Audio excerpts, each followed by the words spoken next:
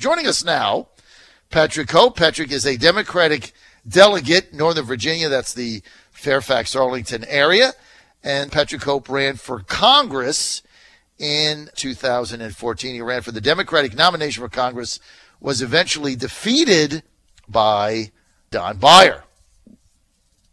Who's Don Beyer? He's the congressman. What's that, the 8th district or the what is that district? 7th or something? No, that's Dave's. Anyway, it's not the Gary Connolly's district, whatever it is. Don Beyer, the winner there. That seat was held by Jim Moran. And Don Beyer, snooze fest USA. Patrick Hope would have been good there. At least there would have been some action, right? Don Beyer, it's like, set the alarm when he says something, right? So I can wake up. All right, and he's joining us now. Patrick Hope, live from Northern Virginia, not far from we are. Delegate Hope, good to have you with us, man. Good morning, John. Happy New Year, buddy. Happy New Year also. You would have been a better choice in Congress. You probably agree with me. I mean, Beyer's just a snooze fest, man. Time to retire. When he does, you should run for that seat again. You ran a good race.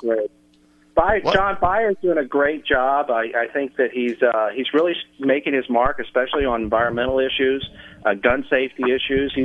He's really finding his voice, and I think when the Democrats take back the House this year in November, I think that he's going to be a real leader. So you're going to see some really great things from Don Beyer when that happens. Well, okay, you're being a good Democrat and a good team player, but look, for me in the media, total snooze fest, okay, as far as I'm concerned. But I understand you have to say that. Now, look, Patrick, my good friend Ben Tribbett yesterday, right, pointed you out, singled you out as a mover and shaker in the Democratic caucus and said that you were one of the new up-and-coming leaders that had the potential to breathe life and fire into the emerging Democratic caucus in the General Assembly. And so I'm thinking to myself, okay, so here's the deal. And I know you have to be politically correct and do all that stuff, Patrick, but you've got a pretty good resume, got a lot of energy. You're young. And so Ben is telling me Toscano doesn't have the votes to get elected minority leader, just doesn't have it. Ken Plum doesn't want to run for minority leader if he can't be the speaker. So I'm thinking to myself, well, what would be a better candidate for this than Patrick Hope to lead the Democratic caucus into the future? What do you think? Well, that's very kind of you. I mean, just to clarify, though, we have selected as David Toscano to be our leader. There's the question is who's going to be the speaker designee, and so that's the position that Delegate Ken Plum and David Toscano are both vying for. But in terms of leader, minority leader, had that been the case, then should that be the case, David Toscano is the person that we've selected. We have our leadership team in place. I think David has done a good job. It's a tough job to do, to manage the floor on a day-to-day basis, and then that's just what you see when we're in session. When we're out of session, it's still a full-time job of recruiting candidates, raising money. It's a really tough job. A lot of sacrifices have to be made. Hats off to David. I think he's done a good job in taking that on, and I'm glad he's doing it. So why doesn't he have the backing then, as Ben is telling me that if there was a speaker designee vote, that Ken Plum would beat him if he's done such a good job? Why wouldn't he have the votes in the Democratic caucus as the speaker nominee? I don't know if that's John, I don't know if that's the case. So we haven't had that vote yet. I like both. I like David Toscano very much. I think he's done a good job of getting us to this point where we are. On the other hand, Ken Plum has done a lot, too, for this caucus over the years. Ken was the caucus chair when I was elected in 2009. And he was really instrumental. It's a great mentor.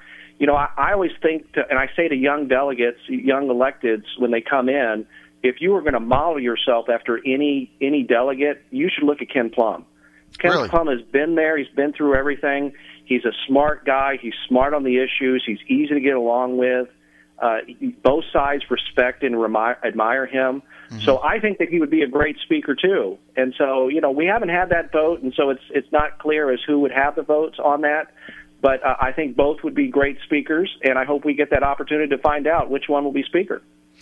All right, so Ben also criticized the Democratic Leadership Caucus's strategy, Patrick, of delaying the pick it out of a hat between Simons and David Yancey that should have been last week. It's today at 11 o'clock. And he said, as a result of that, if Simons wins, Yancey's going to call for a recount. That's not going to be done before you guys convene on January 10th, which gives the Republicans a 50-49 advantage. And, of course, if she loses, then she'll call for a recount, obviously, and the Republicans still have a 50-49 advantage. So it puts yourself in a lose-lose. Is Ben right? I mean, I don't want to second guess. Well, I certainly don't want to second guess leadership, but it would appear, and I listened to the press conference that Delegate Cox gave last week. They certainly have put us in a tough space, but I would say that if the Republicans force themselves into a leadership position, whether it's 50-50 or 51-49, whatever it may be, I think that's a very dangerous situation. I think, you look back last session at 34, we were very effective. We could get a number of Republicans to come over on our side and kill some bills. And just by ourselves, we were able to sustain vetoes by Governor McAuliffe. And so we were relevant at 34. Think about what we would do at 49 or 50. So I just hope that once the lot is drawn and we see what the field is going to look like, that cooler heads will prevail. We'll all come together. It's very clear to me, John, I think you'll agree with this. In November, the voters sent a message that they want Democrats to have a stake in this. And so if Republicans think that they can force themselves into a majority, I think that's going to be dangerous. I think it's going to be problematic. And it's not just people in Newport News watching or the Commonwealth of Virginia, but throughout the country. They're watching. They don't like this Washington brand of politics being inserted into Richmond. And so I just hope that we will use this as an opportunity to come together, to work together. After the initial recount, the Republicans issued a press release that was very conciliatory and compromise, working together to power share, to figure out leadership and things like that. I think that's the tone. That's the right tone. I think the governor-elect has a similar tone. I think Democrats and Republicans need to strike that tone. Voters want it. Voters sent that message loud and clear. And so I'm really hopeful that together on January the 10th that we'll be able to have those types of discussions, whether it's 50-50 or 51-49, whatever happens in the 94th District in Newport News, whether it's Simons or Yancey, that's a tie. And that is really indicative of where the House of Delegates is at this moment. And so I hope that leadership and our committee structure reflects that. Well, it appears what the Republican caucus is saying right now is the conciliatory tone has taken a turn in the opposite direction, and it appears that in either situation, Kirk Cox is going to get elected Speaker of the House. There's not going to be a power share, and they're going to dominate all the committees. That appears to be what they're going to do. Are you guys in discussions with Speaker-designee Kirk Cox or Tim Hugo or the other leaders in there about maybe some of the concerns that you have?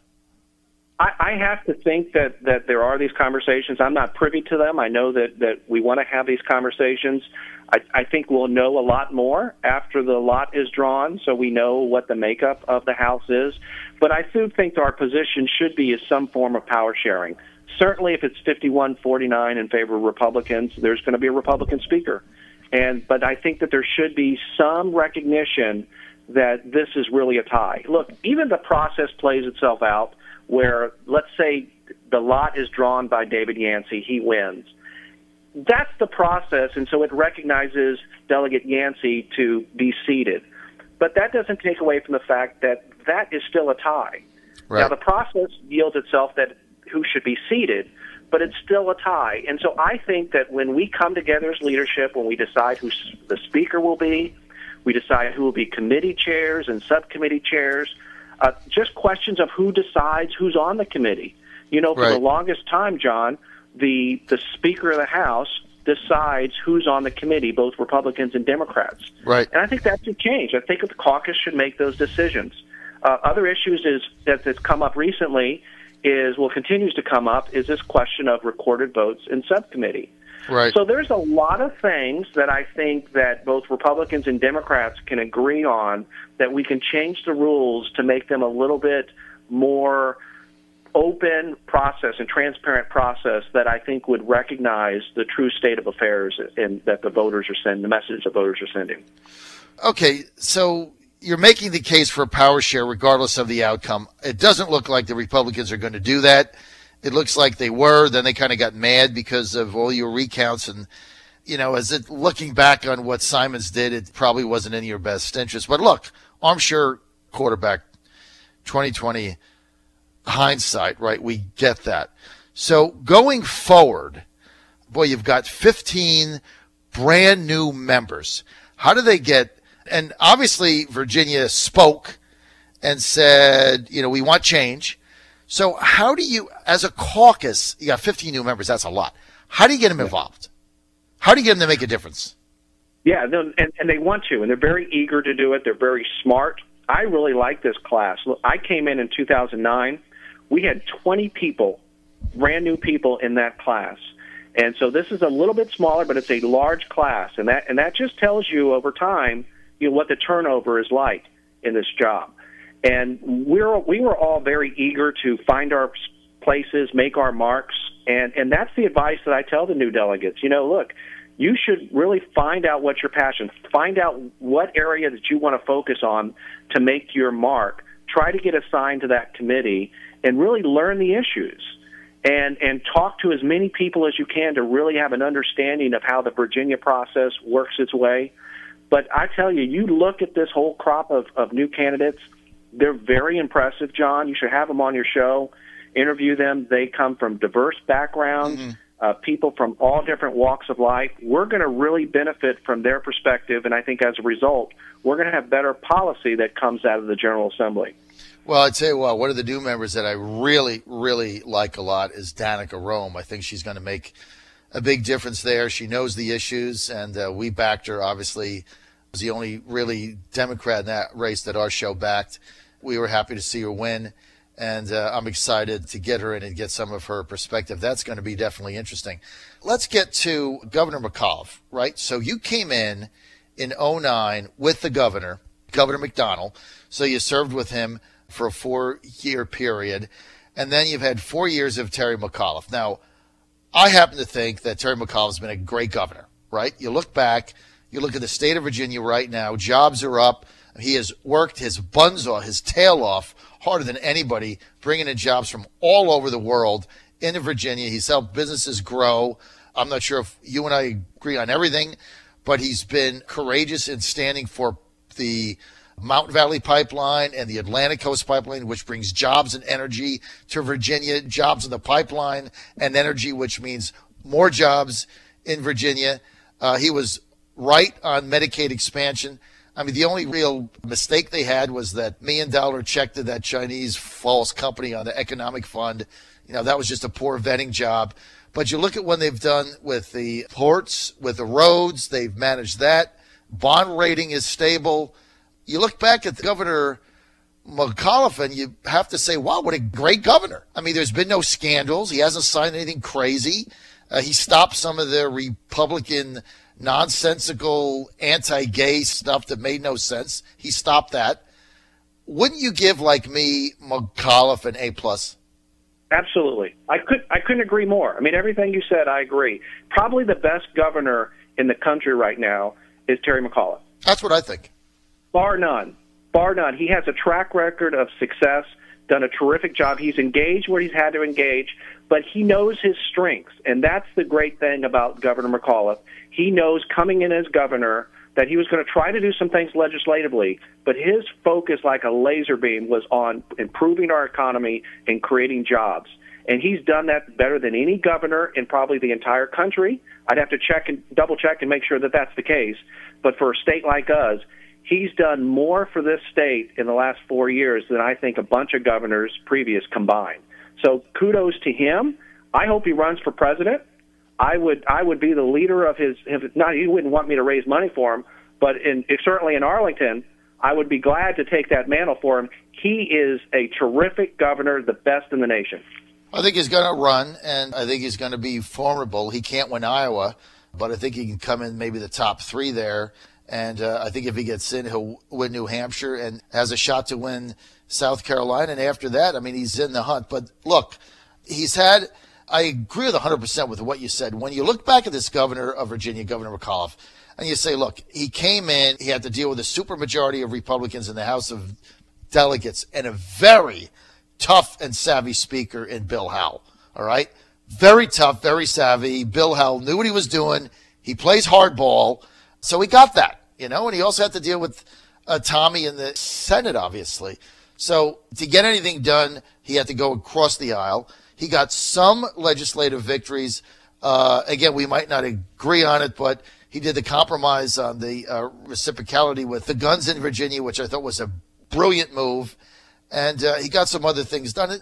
His mistakes, I mean, you really got to dig down. You got to find, okay, the money they gave the Chinese company, he screwed up the Colonial Downs pari-mutuel deal. That was just a cluster screw up. He screwed up that. But you really got to dig deep to find mistakes. But you're right. Legislatively, he didn't have the opportunity to get a lot done. So what did he do? He went out and did what he had control over, which is getting companies to come and bring jobs for hardworking Virginians at good wages. That's what he could do without the legislator behind him, and that's what he spent his time on. And you really got to hand it to him for that.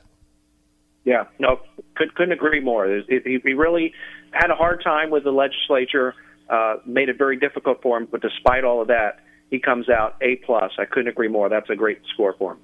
And I'll tell you the other thing. A lot of the bills that, like, they always say, oh, he vetoed all these bills. A lot of the bills, Patrick, and you and I both know this, that he vetoed, the Republicans never would have let those get out of committee if they didn't think he was going to veto them and they couldn't be overridden. Come on. I mean, half that stuff they put up there was for show because they knew it wouldn't see the light of day because they had McAuliffe there stamping the veto on it. I mean, come on. 8:30. We're out of time. Patrick Hope, we love having you on, man. Thank you for being with us. Thanks for having me, John. I'd love to come back. Happy New Year to you.